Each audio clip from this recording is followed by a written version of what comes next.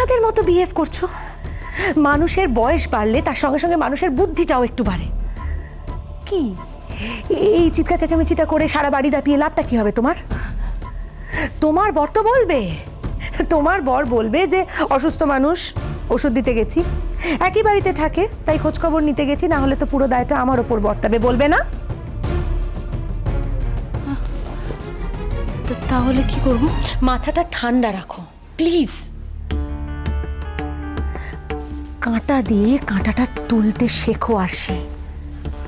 তোমাকে আমি অনেকবার বলেছি নীলের সঙ্গে অন্তত কোনো কনফ্লিক্টে যেও না, কোনো টাসেলে যেও না নীলের সঙ্গে। আমি তোমাকে হাজারবার বলেছি, তুমি কেন বুঝছো না যে নীলকে তোমার হাতের মুঠোয় রাখতে হবে আরশি?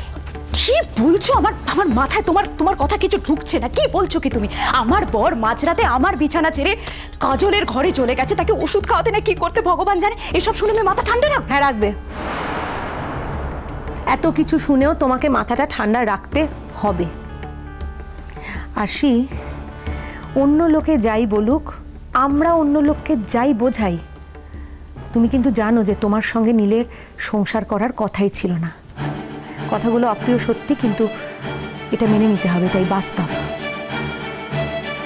তুমি আমি খুব ভালো করে জানি যে নীল যদি চাইতো তাহলে তোমার সঙ্গে সংসারটা নাও করতে পারতো। এত কিছুর পরেও যে নীল তোমার সঙ্গে সংসারটা করছে, এটা কি বড় ব্যাপার নয়?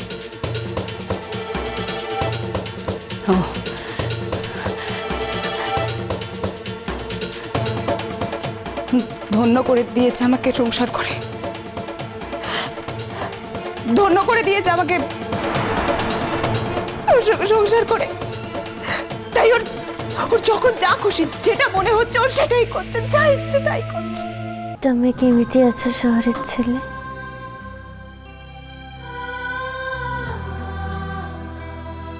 কেতে রোগা হয়ে গেছো। ওসব কথা বাদ দাও কাজল, আগে বলো তুমি আমার কাছে কেন আসো না? ও তো সব সময় তোমার কাছেই আছি। কি তোমাকে ছাড়া ঘরে কখনো যেতে পারি গো?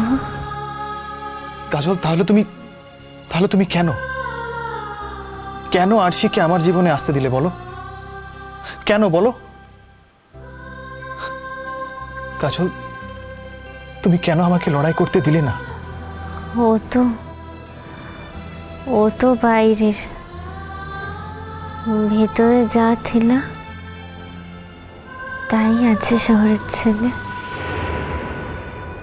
ମୁଁ ଯେମିତି ତମର ଭିତରେ ଥିଲା ସେମିତି চিরটা কাল রইবে। আমি ভেতরের কথা জানি না কাজল, আমি ভেতরে বাইরে সব রকম ভাবে তোমাকে চাই। তুমি বলো আমি এক মুহূর্তে আরশির কাছ থেকে সরে যাব। কি হলো কাজল, ঘুমিয়ে পড়ছো কেন? খুব শরীর খারাপ লাগছে? কষ্ট হচ্ছে কাজল? কেতেদিন পরে তুমি মোর মাথায় হাত বুলিয়ে দিচ্ছ শহরের ছেলে। মোর শান্তিতে ঘুম এসে যাচ্ছে চোখে। তুমি ঘুমাও কাজল, আমি সারা রাত তোমার পাশে এরকম ভাবে বসে থাকবো, আর তোমার মাথায় হাত বুলিয়ে দেব। তুমি একদম ভেবো না, ভালো হয়ে যাবে তুমি। কাল ডাক্তারের কাছে নিয়ে যেতে দেবে তো আমায়? কাজল, কাজল,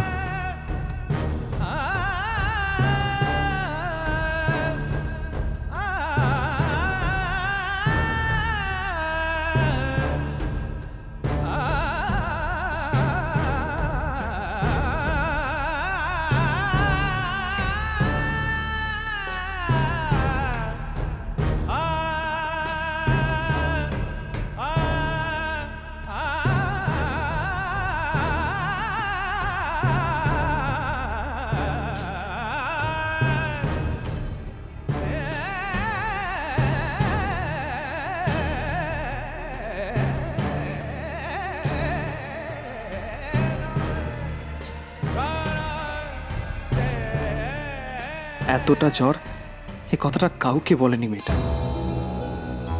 আর এত রাতে আমি যে এখানে এসেছি তাও তো কাউকে জানাতে পারবো না। কিন্তু ইমিডিয়েটলি ওর ওষুধটা পড়া দরকার। ঘুমিয়ে পড়লো যে, কি কি করি এখন আমি?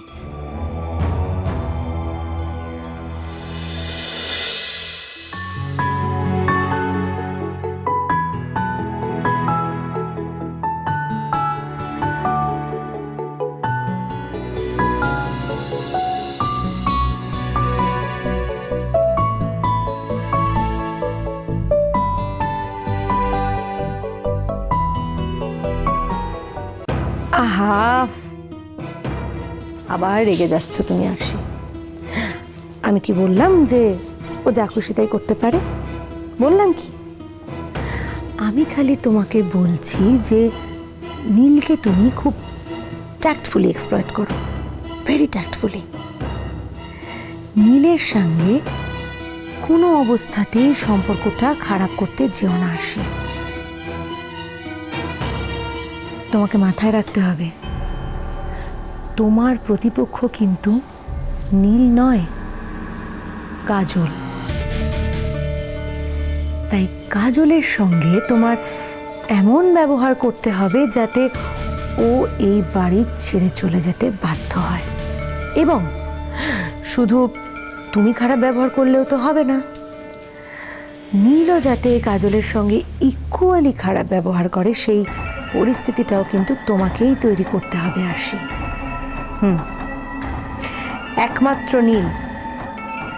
একমাত্র নীল যদি কাজলের সঙ্গে খারাপ ব্যবহার করে তবেই ওই বাড়ি ছেড়ে চলে যাবে, না হলে নয়। আঘাত করা নমুনা তো আমি দেখতেই পাচ্ছি। আমি এখন খুব ভালো করে বুঝতে পারছি যে সবটাই লোক দেখানো। এই যে মিসবিহেভ করছে না, সেটা সেটা সম্পূর্ণ লোক দেখানো। সেটা শুধুমাত্র বাইরের লোকের জন্য। ভেতরে ভেতরে ওই মেয়েটার জন্য যথেষ্ট টান আছে, নইলে কখনো মাঝরাতে এইভাবে নিজের ঘর ছেড়ে এইভাবে চলে যেতে পারতো না। ভুল করছো আরশি। তুমি নীলের চলে যাওয়াটাকে ধরো না, বরং কাজল কিভাবে প্রভোগ করছে, কাজল কিভাবে মুখে এক কথা বলে ভিতরে অন্য কাজ করছে, সেটাই তো আমাকে আমাদের সকলের সামনে প্রমাণ করে দিতে হবে, তাই না?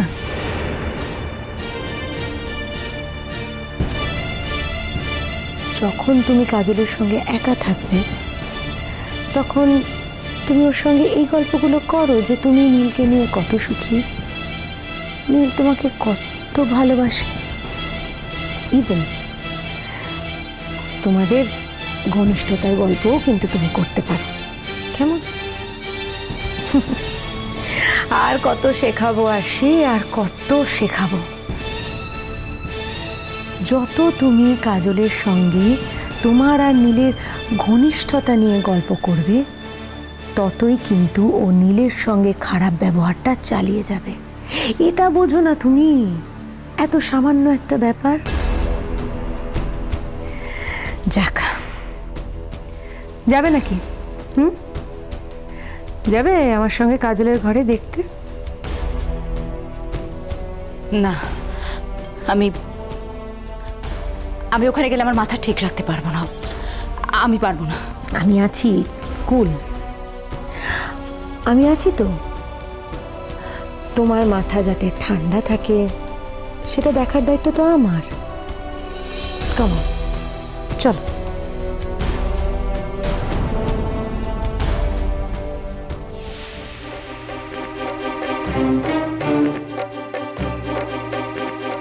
কাজল,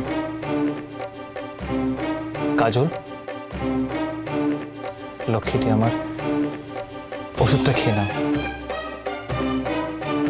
এটা খেলে তোমার জ্বরের তাপ অনেক কমে যাবে, কষ্টও কমবে।